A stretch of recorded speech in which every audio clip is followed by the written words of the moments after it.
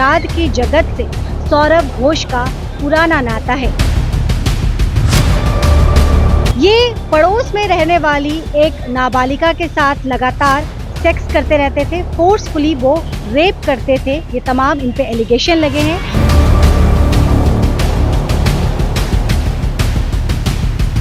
सौरभ घोष की रिपोर्ट हम आप तक ना पहुंचाए, ये खबर हम आप तक ना दिखाए, इसके लिए हमें रिपोर्ट फाइल करने से मना किया गया और कहा गया कि अगर हम ये रिपोर्ट फाइल करते हैं तो हमारे ऊपर डिफेमेशन केस भी दायर किया जाएगा।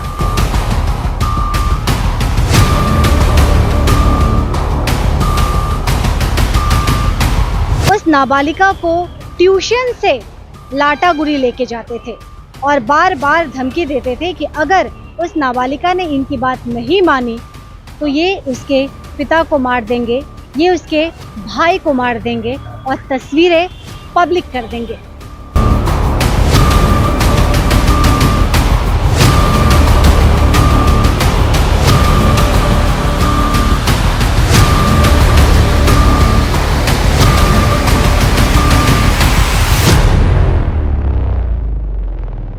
Are you ready to unlock your potential and take your education to the next level? Welcome to UBM College, where dreams become reality. At UBM College, we offer a diverse range of programs designed to empower and inspire our students. Our experienced faculty members provide personalized attention, ensuring that you receive the highest quality education. With state-of-the-art facility and cutting-edge technology, our campus provides an environment for learning and innovation. And when the time comes, we celebrate your achievement together. Join us today and embark on a journey of success. नमस्कार, मेरा नाम मनु कृष्णा है और मैं अपने सहयोगी गौरव झा के साथ इस वक्त सिलीगुड़ी कोर्ट परिसर में मौजूद हूँ। 24 मई को जो घटना ब्लू माउंटेन में घटित हुई थी, उनके आरोपियों को सलाखों के पीछे तक पहुँचाने की कार्रवाई लगातार जारी है। कल हमने आपको बताया था सौरभ घोष के बारे में, हमने आपको नीमा लामा के बारे में भी बताया था कि नीमा लामा किस तरह से एक स्कूल में हेडमास्टर के पद पे रहते हुए किस तरह से सेक्स सिंडिकेट के वो हिस्सा थे। उनका एक नहीं कई स्पा चलता था और उसके बाद बारी आई सौरभ घोष की। हम आपको बता दें, आपको जान के हैरानी होगी कि सौरभ घोष के चालसा में रिजॉर्ट तो है ही, इनके ऊपर ब्लू माउंटेन का तो मामला चल ही रहा है, लेकिन आपको बताते चले कि ये मजे हुए खिलाड़ी हैं।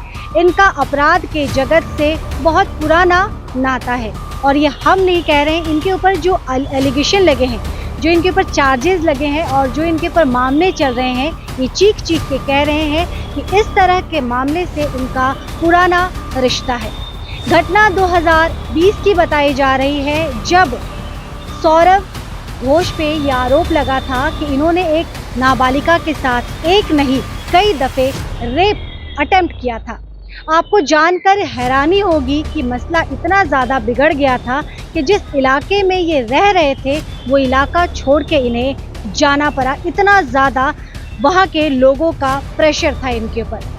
हम आपको बताते चले कि ये जो शख्स जिसका नाम सौरभ घोष बताया जा रहा है, ये पड़ोस में रहने वाली एक नाबालिगा के साथ लगातार सेक्स करते रहते थे, फोर्सफुली वो रेप करते थे। ये तमाम इन पे एलिगेशन लगे हैं और यह भी बताया गया है कि ये एक नशीली पदार्थ उस नाबालिगा को पहले देते थे जिससे वो बेसुध हो जाती थी, उसके बाद जबरन उसके साथ वो सेक्स करते थे।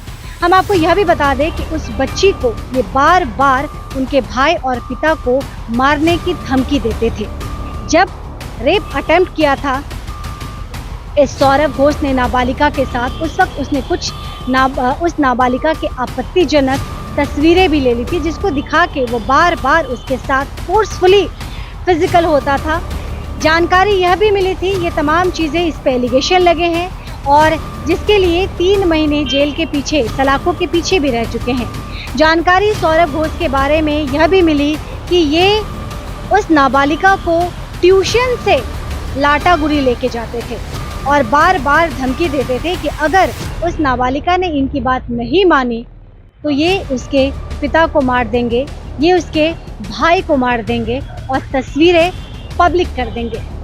हम आपको बता दें कि ये तमाम तस्वीरें जो सौरभ घोष के मोबाइल फ़ोन में था, उस तस्वीरों को आस पड़ोस में दिखाने का काम सौरभ घोष की धर्मपत्नी ने निभाया। और जब लोगों को ये तमाम चीज़ें, लोगों के पास ये तमाम चीज़ें जब आई तो प्रेशर इतना ज़्यादा क्रिएट हो गया कि जिस देशबंधुपाड़ा इलाके में ये रहते थे, उस इलाके को छोड़ के इन्हें जाना पड़ा। ये तमाम एलिगेशन सौरभ घोष के ऊपर लगे थे, यानी कि अपराध की जगत से सौरभ घोष का पुराना नाता है।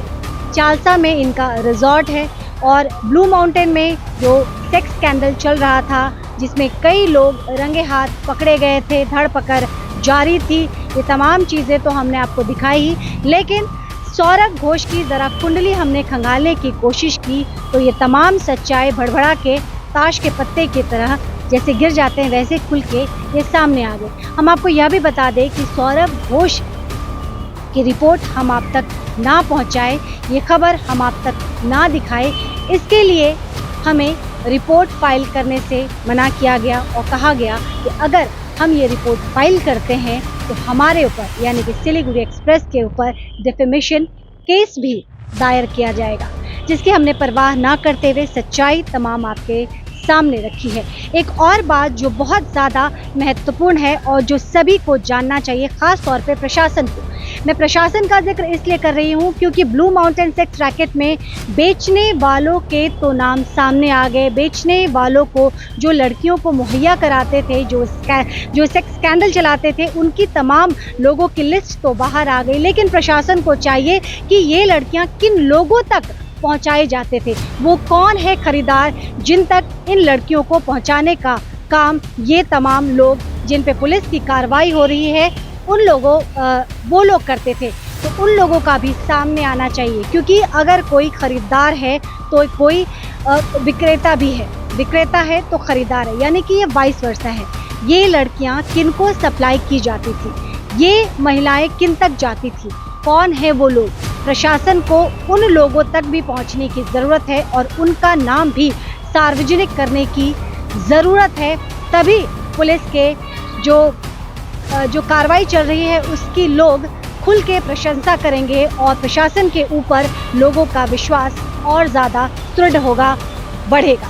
ख्याल रखिएगा, जल्द आपसे दोबारा जुड़ूंगी। देखते रहिए सिलीगुड़ी एक्सप्रेस।